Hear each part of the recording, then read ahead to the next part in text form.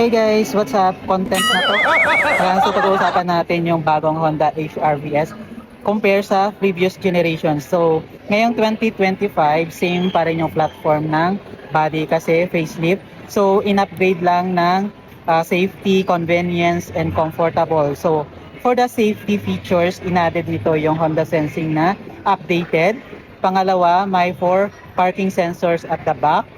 Ayun. So, pangatlo, mayroon na rin siyang AHA, Agile Handling Assess. So, yan yung tatlong major update ngayon sa 2025 Honda HR-V for safety.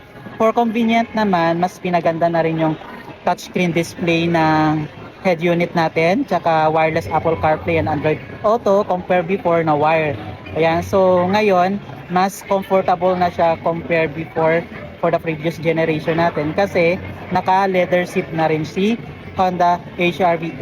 So sa 60,000 guys na in-update yung price na naasan, so worth it value for money pa rin kasi may dinagdag na specs at safety features.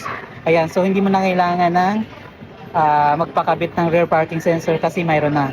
So yan yung mas maganda ngayon sa Honda HR-V compare before. Safety updated, convenience, and comfortable. So thank you so much.